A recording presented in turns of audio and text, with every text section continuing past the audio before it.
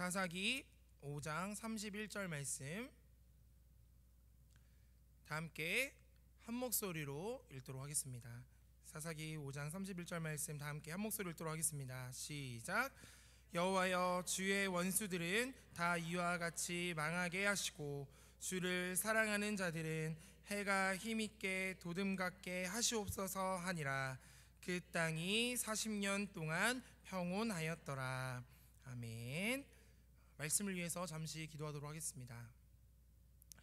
사랑의 주님, 감사합니다. 오늘도 귀하고 복된 주님의 날에 주님의 전에 나와 이 말씀을 사모하여 나오게 하신 것 너무나도 감사드립니다. 주님, 우리 성도들이 살아갈 수 있는 힘은 이 말씀의 힘인 줄로 믿습니다. 주님, 이 시간 함께하여 주셔서 이 연약한 종의 입술을 통해 듣는 말씀을 통하여 세상 가운데 그 세상을 이기는 담대한 능력을 허락하여 주시옵소서. 예배 가운데 함께하여 주심을 믿사오며 언제나 사랑이 많으신 예수님의 이름으로 기도드립니다. 아멘. 할렐루야. 오늘도 이 말씀의 자리, 은혜의 자리에 오신 성도님들 한 분 한 분을 주님의 이름으로 환영하고 축복합니다. 우리 옆에 분들과 잠시 인사하도록 하겠습니다. 참 잘 오셨습니다. 인사하겠습니다. 시작.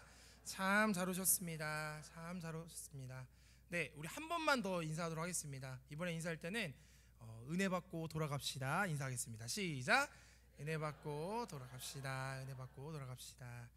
네, 오늘은 사사기 5장 31절 말씀을 가지고 주를 사랑하는 자들에게 주시는 힘이라는 제목으로 함께 말씀의 은혜를 나누도록 하겠습니다.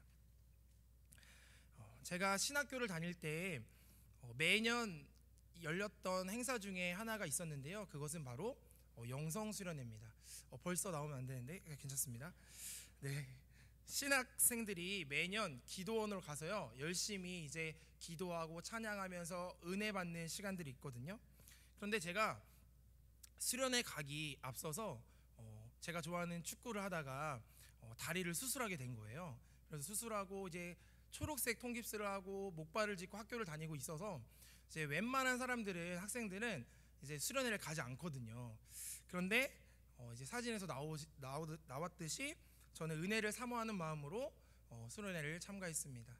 네, 저기 이제 목발을 들고 이렇게 소리 지르고 있는 사람이 저입니다. 네, 참 목발 들고 찬양하고 소리 지르고 열심히 이렇게 참여했던 기억이 있었습니다. 참고로 저 자리에는요 지금 제 아내도 같이 수련회를 참가하고 있었어요. 사귀기 전이거든요. 그런데 저런 모습을 보고도 저를 만났다니 참 은혜를 많이 받으러 갔습니다. 네. 그런데 저녁 집회 때 강사 목사님이 한 분 오셨는데 이제 기도회를 하면서 말씀 집회를 하면서 굉장히 부흥 강사님이셨어요. 근데 부흥 강사님 여러분들 잘 아시지만 일단은 저처럼 이런 아름다운 미성이 아니라 일단은 막 끓는 소리가 나오죠. 신학생이 말이야 말하면서 막 기도해야 된다 이러면서 막 엄청 뜨거운 거예요, 그날따라. 그런데 막 기도 받을 사람은 또 앞으로 나오라고 하셨어요. 그러니까 이제 신학생들이 막 앞으로 나가죠, 은혜를 사모하니까요. 그런데 뒤에 또 한마디를 덧붙이시는 거예요. 뭐라고 하냐면 특별히 아픈 사람 앞으로 나오라고. 자, 그런데 그 수련회에 참가한 모든 사람들이 그 멘트를 듣는 동시에 저를 쳐다보는 거예요, 이렇게. 그러니까 저는 사실 나갈 마음이 없었어요. 그러니까 은혜를 막 그렇게 사모한 것도 아니었고 사실 아픈 상태로 갔으니까 얼마나 불편했겠어요. 근데도 다 쳐다보니까 이제 못 이기는 척 나간 거죠. 이제 목발을 짚고 막 사람들이 막 박수를 쳐요. 막 그러면서 뭐야 왜 이렇게 하면서 나갔죠. 그래서 이제 기도받는 순서를 기다리다가 제가 이제 서 있으니까 목발 짚고 이렇게 목사님이 오셔서 상처 부위에 손을 내시면서 막 엄청 뜨겁게 막 성령의 불 하면서 막 엄청 기도를 하셨어요. 근데 여기서 제가 속으로 어떤 생각을 했냐면 낫겠어? 그리고 뭐 이렇게 의심을 했던 것 같습니다. 근데 기도받고 나서 이제 다리가, 제가 막 이제 목발을 집어던지는 기적이 있었으면 너무 좋았겠지만 그 상처 부위가 더 아픈 거예요. 그래서 제가 막 사람들이 막 어땠어? 이렇게 물어봤을 때 좋았어 이렇게 했지만 사실은 막 되게 아팠던 기억이 있었습니다. 자, 그리고 나서 그 다음에 또 영성수련회를 갔어요. 근데 그때는요 제가 이제 다 멀쩡해지고 건강해지고 수련회를 갔는데 또 이제 다른 분이 오셨거든요. 근데 목사님들은 또 영성수련회 강사니까 얼마나 뜨거우시겠어요. 또 이번에도 신학생들한테 이제 기도받으러 앞으로 나오라는 거예요. 근데 막 엄청 많이 나온 거예요. 근데 그때는 제가 진행 스텝으로 섬기고 있었어요. 그러니까 이제 학생들이 몰리다 보니까 안전사고가 일어나지 않도록 이제 학생들 줄을 맞춰야 되잖아요. 막 너무 몰리고 이러면 안 되니까, 다치면 안 되니까. 그래서 제가 이제 기도받으러 온 학생들이 이제 목사님한테 차례차례 받을 수 있도록 제가 이제 가서 이제 줄을 세우려고 이제 기도받는 학생들을 이렇게 옆으로 좀 가라고 건드렸는데 그 친구가 강사 목사님인 줄 알았나 봐요. 그러더니 제가 손을 이제 대니까 아멘 하면서 갑자기 옆으로 쓰러지는 거예요. 그러니까 저는 진행 스텝이라서 뭐 제가 안수기도 지금처럼 안수를 받았으면 그런 기적이 있었으면 너무 좋았을 텐데 그냥 진행 스텝으로서 좀 옆으로 가달라고 이렇게 했는데 갑자기 제 몸에 닿으니까 아멘 하면서 옆으로 쓰러지는 거예요. 그때 제가 내가 이런 은사가 있나? 이런 능력이 있나? 엄청 놀라고 당황했던 기억이 있었습니다. 여러분, 제가 이렇게 제 경험을 얘기했지만 두 가지 일에 차이점이 뭐가 있었을까 생각해 보니까 바로 사모하는 마음이었던 것 같아요. 첫 번째 제가 나갔을 때는 의심했잖아요. 뭐 이렇게 응답받을 수 있을까? 근데 두 번째 때는요, 저는 그런 사람은 아니었지만 이미 은혜 받을 준비를 하고 나온 거죠. 이미 믿지 않고 의심하고 있는지 아니면 들을 준비가 되어 있는지 사모하고 있는지가 이렇게 큰 차이를 가지고 오게 된다는 것입니다. 그래서 시편 107편 9절 말씀을 보면요, 이렇게 고백하고 있습니다. 그가 사모하는 영혼에게 만족을 주시며 줄인 영혼에게 좋은 것으로 채워주심이로다. 아멘. 사랑하는 성도 여러분, 오늘 말씀을 들으시면서 이 미련하고 연약한 저를 바라보지 마시고 우리 성도님께서는 사모하는 마음으로 주님의 말씀 앞에 나아가 주님이 주시는 은혜를 누릴 수 있게 되기를 주님의 이름으로 축복합니다. 자, 오늘 본문 말씀으로 들어오면 특별하게 12명의 사사들 중에서 여자 사사였던 드보라에 대한 이 이야기가 등장하고 있습니다. 오늘 본문 보면 드보라에 대해서 이렇게 설명하고 있는데요, 사사기 4장 4절과 5절 말씀, 우리 2절 말씀을 한번 읽어보도록 하겠습니다. 사사기 4장 4절과 5절 말씀입니다. 시작.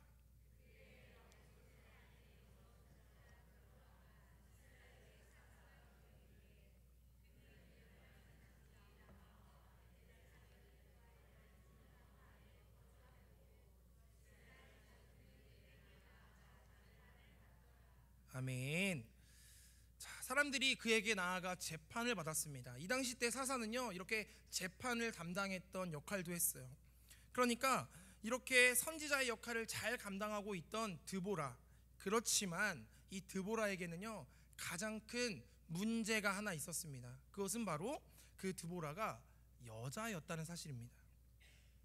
지금이야 여자가 리더가 되는 것이 아무 문제가 없고요, 오히려 더 잘하는 세상 가운데 살아가지만 당시의 사회적인 통념으로 볼 때 여성이 선지자나 재판관이나 이런 제사장의 역할, 사사의 역할을 감당한다는 것은 말도 되지 않는 상황이었습니다. 그래서 이 당시 때 유대인들이요, 매일 아침마다 드리는 기도의 내용 중에 이런 내용이 있었다고 합니다. 첫째, 이방인으로 태어나지 않은 것에 대한 감사를 드렸다고 합니다. 둘째, 노예로 태어나지 않은 것에 대한 감사를 드렸대요. 그리고 세 번째, 여자로 태어나지 않은 것에 대해서 감사했다고 합니다. 이렇게 기도드리는 내용이 있었다고 하는 것이죠. 우리 여자 성도님들께서 표정이 점점 안 좋아지시는데, 우리가 듣기에는 지금 되게 거북한 내용이지만 이 당시에는 여성에 대한 차별이 얼마나 심했는지 우리가 알 수 있는 내용이라는 것이죠. 그러니까 이러한 사회적 분위기 속에서도 선지자, 재판관, 사사라는 이 중요한 일을 감당하고 있었던 이 드보라는 참 대단한 여성이라는 생각도 듭니다. 그런데 우리는 여기서 조금 다르게 생각해 볼 필요가 있다는 생각이 들었어요. 그렇다면 하나님께서는 왜 이렇게 사회적인 통념을 무시하면서까지 이 드보라를 사사로 세우셨을까? 아까 우리가 읽었던 4장 4절을 보면요, 드보라를 소개하는 장면에서 이렇게 설명하고 있습니다. 드보라를 어떻게 설명하냐면 라피돗의 아내다라고 설명하고 있어요. 이 여선지자 드보라 앞에 수식어로 라피돗의 아내라고 설명하고 있었다는 것이죠. 이 당시 때는요, 이름에 성이 없다 보니까 구분하기가 참 어려웠어요. 그래서 생년월일도 없고 사람들을 구별하기가 어려우니까 이 당시 때 사람들은 어떻게 구분하기 시작했냐면, 남자들의 경우에는 누구누구의 아들이라고 불렀습니다. 그러니까 김이삭의 아들 김하늘 이렇게 불렀다는 것이죠. 그런데 여자들의 경우에는 누구누구의 아내라고 쓰는 것이 일반적이었습니다. 그런데 이렇게 일반적인 경우였다면 사사는요, 드보라가 되는 것이 아니라 바로 그의 남편이었던 라피돗이 되어야 한다는 것이죠. 일반적인 경우일 때 말이죠. 그리고 사사로서의 가장 중요한 역할이 있다면 재판하는 것도 있지만 바로 이스라엘 백성들, 그들의 백성들을 이끌고 하나님의 말씀을 전할 뿐만 아니라 전쟁에 나가서 승리해야만 합니다. 앞서 살펴보았듯이 온니엘이나 에훗도 그랬듯이 전쟁에 나가서 승리해야만 하는 것이 바로 사사들의 역할이었다는 것이죠. 그런데 성경을 보니까 실제로 전투하는 장면에서, 전쟁하는 장면을 보면 드보라가 싸웠다라고 하기보다는 거의 바락이라는 사람이요, 거의 전투를 이끌어 나가는 장면을 우리는 발견할 수 있습니다. 그러니까 보통의 상황에서는요, 이제 사사는 라피돗이나 바락이 되어야 마땅한 것이죠.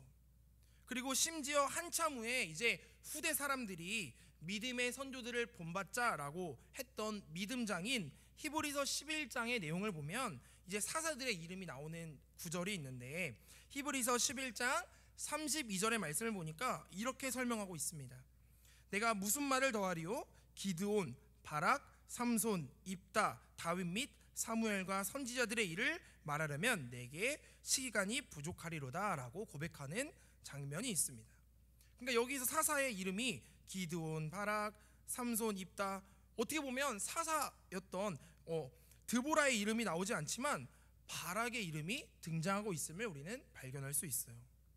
자, 그렇다면요, 처음 다시 질문으로 돌아가서 왜 하나님께서는 이 당시에 일반적으로 쓰임받았던 라피돗이나 바락 이 두 사람이 아니라 사회적인 통념을 깨고 왜 약자로 속했던 사사 드보라를 사용하셨을까? 여기에는 아주 특별한 이유가 있었습니다. 우선 이 이유를 알기 위해서는 이때 상황을 우리가 살펴볼 필요가 있는데, 사사기 4장 3절 말씀을 보면 이제 어떤 전쟁을 치르는지 그 장면이 나오고 있습니다. 자, 우리 사사기 4장 3절 말씀을 한번 읽어보도록 하겠습니다. 사사기 4장 3절 말씀 시작. 야빈 왕은 철병거 900대가 있어 20년 동안 이스라엘 자손을 심히 학대했으므로 이스라엘 자손이 여호와께 부르짖었더라. 아멘. 적군인 가나안 왕 야빈에게는요, 강력한 무기가 있었는데 어떤 무기가 있었냐면 철병거가 900대나 있었다는 것입니다. 그러니까 이런 철병거를 가지고 900대를 앞세운 이 가나안 왕 야빈 앞에 이제 이스라엘 백성들도 맞서 싸워야 하는데 그들의 무기는 어땠는지 한번 살펴보겠습니다. 사사기 5장 8절입니다. 사사기 5장 8절입니다. 우리 함께 읽어볼게요. 시작. 무리가 새 신들을 택하였으므로 그때 전쟁이 성문에 이르렀으나 이스라엘의 4만 명 중에 방패와 창이 보였던가. 아멘. 그러니까 사람 수로는 4만 명이나 됐지만 제대로 된 무기가 없었다는 거예요.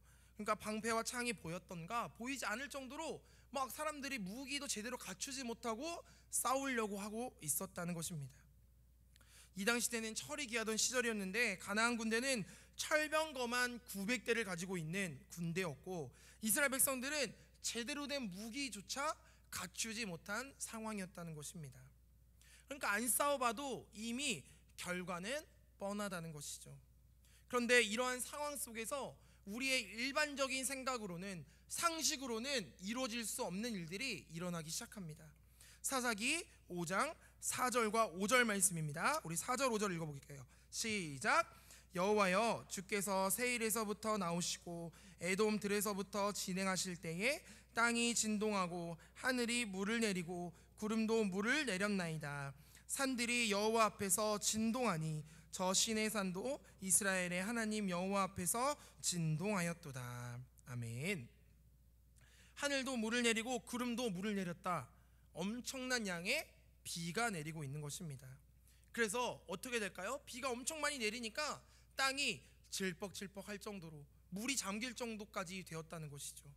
그러니까 지금 가나안 군대가 끌고 왔던 그 무시무시하고 위협적인 900대의 철병거가 아무 소용없게 된 것이죠. 아무 소용없이 무용지물이 되어버리고 만 것입니다. 그런데 여러분들이 생각할 때, 우리가 생각할 때, 아니 비가 올 수도 있지, 이게 뭐가 신기한 일이에요? 라고 생각할 수 있지만, 더 신기한 것은 이 시기가 바로 이스라엘에 비가 내리지 않던 건기라는 사실을 우리가 기억해야 한다는 것이죠. 사사기 5장 21절을 보면요, 이렇게 고백하고 있습니다. 기송강은 그 무리를 표류시켰으니 이 기송강은 옛 강이라 라고 표현하고 있어요. 여기서 기송강을 옛 강이라고 하는데 이게 무슨 말이냐면, 기송강이 우기에는 물이 흐르는 강이었는데 비가 내리지 않는 건기에는 바짝 말라서 땅이 된다는 거예요.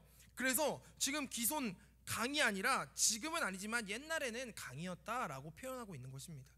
지금은 땅이지만 기송강은 옛날에 강이었다라고 말하고 있는 것이죠. 그러니까 지금은 건기라서 물이 없어야 하고 바짝 마른 땅이어야 하는데, 지금 하나님께서 비를 내리셔서 그 기송강이 물이 넘치도록 흐르고 있다는 것입니다. 그 바람에 가나안의 철병거 900대가 무용지물이 된 거예요. 그 덕에 이스라엘이 승리하게 되었다는 이야기가 오늘 드보라의 전쟁 이야기로 우리에게 말하고 있는 것입니다. 이 모든 이야기를 종합해 볼 때 여러분, 이 전쟁은 그럼 누가 이기게 한 전쟁일까요? 드보라입니까? 바락입니까? 라피도디입니까? 아니죠. 바로 하나님이 이기게 하신 전쟁이라는 사실을 우리는 기억해야 합니다. 자, 그렇다면 다시 처음 질문으로 돌아가서, 왜 하나님께서는 사회 통념상으로는 불가능했던, 가능하지 않았던 이 여성을 사회적 약자로, 이 사사로 세우셨을까요? 그것은 이제 답이 간단해졌습니다. 하나님께서는 이 연약한 드보라를 사용함으로 인해서 하나님께서 일하셨다, 하나님께서 하셨다라는 것을 확실하게 보여주기 위해서 이 드보라를 사용하셨음을 우리에게 보여주고 있는 것입니다. 만약에 강자가 세워졌다면, 만약에 능력이 있는 사람이 세워졌다면 사람들이 이야기할 거예요. 아, 저 사람이 대단해서 우리가 이겼구나. 아, 사사가 대단해서 우리가 승리하였구나. 아, 우리가 이길 만한 전쟁에서 이겼구나 라고 사람들이 이야기할 것입니다. 그런데 이스라엘 백성들이 철병거를 마주했을 때 얼마나 무섭고 두려웠겠습니까? 도저히 넘을 수 없는 적군 앞에서 느낀 것은, 아, 우리가 아무것도 할 수 없는 것이구나. 아, 우리가 불가능한 싸움을 하는 것이구나. 하지만 하나님께서 비를 몰고 오시자 철병거가 아무것도 아니게 되었다는 것입니다. 그때 이스라엘 백성들은 확실하게 알게 되었습니다. 아, 드보라가 한 것이 아니고, 우리가 한 것이 아니고 하나님께서 하셨구나 라고 고백하게 되었다는 것입니다. 사랑하는 성도 여러분, 우리가 하나님께서 다 하심을 드러내기 위해서 하나님께서는요, 우리의 상식을 깨뜨릴 때가 너무나도 많습니다.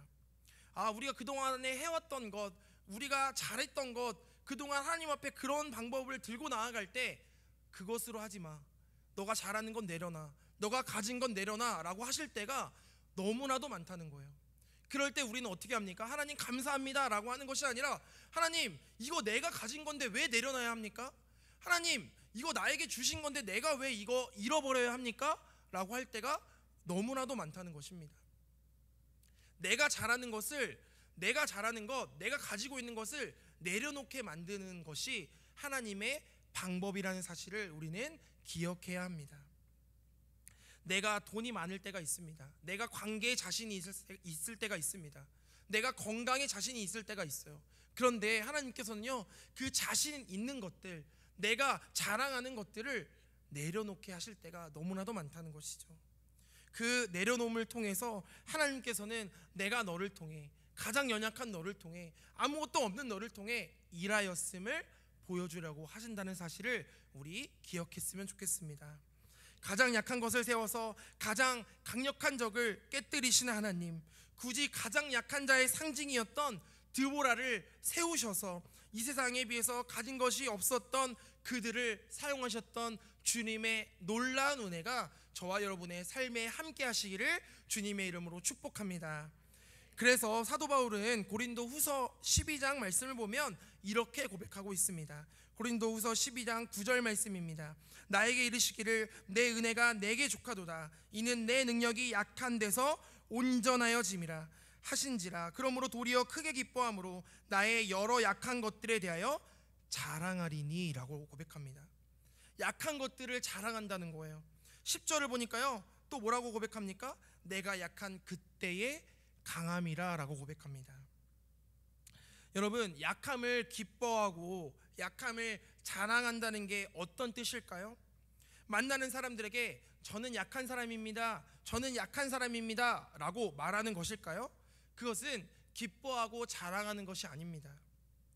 여러분, 수능이 내일 모레인데 공부 안 한 학생이요, 만나는 사람들에게 이러는 거예요. 저 시험 공부 안 했습니다, 저 시험 공부 안 했어요, 저 시험 공부 안 했어요 라고 하는 것은요, 여러분, 그것은 고백이 아니라 사실이에요.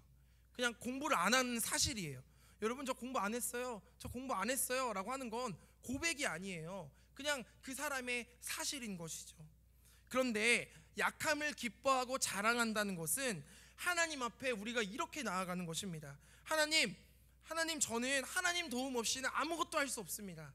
하나님, 저는 아무것도 가진 것 없고, 하나님, 저는 너무나도 연약합니다 라고 하나님 앞에 고백할 때, 약함을 고백하고 도우심을 간구할 때 하나님이 보실 때는요, 그 모습을 어떻게 보실까요? 야, 너는 꼭 그 약함을 자랑하는 것 같다 라고 하나님이 생각하신다는 거예요. 그렇게 여겨주실 때 하나님께서는, 야, 너가 그렇게 약함을 고백하는데, 나한테 그렇게 약함을 내려놓는데 내가 어찌 너를 못 본 채 할 수 있을까? 내가 너를 강하게 만들어주겠다, 하나님께서 말씀하시는 줄로 믿습니다.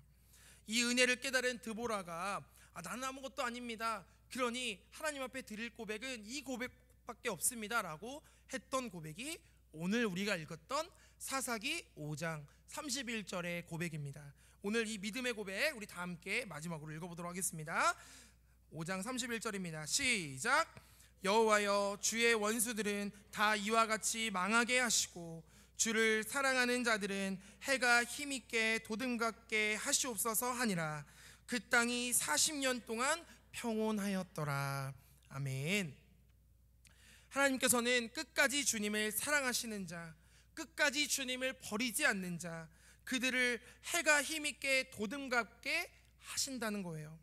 그들로 승리하게 하신다는 거예요. 그들에게 평안을 주신다고 하는 거예요. 사랑하는 성도 여러분, 지금의 약함이나 부족함을 바라볼 때 우리는 넘어지고 낙심합니다. 그런데 드보라처럼 약하고 연약하지만 여전히 문제는 우리 앞에 있지만 그것 가지고 주님 앞에 내어드리고 주님 앞에 고백할 수 있는 저와 여러분의 삶이 되시기를 주님의 이름으로 축복합니다. 그래서 주님을 사모하고 주님을 사랑한다 고백하는 자들에게 주시는 한없는 사랑과 은혜를 온전히 누리면서 정말 해가 힘있게 도든갑게 하시는 주님의 측량할 수 없는 은혜를 누리는 이번 한 주가 되시기를 주님의 이름으로 축복합니다. 기도하겠습니다.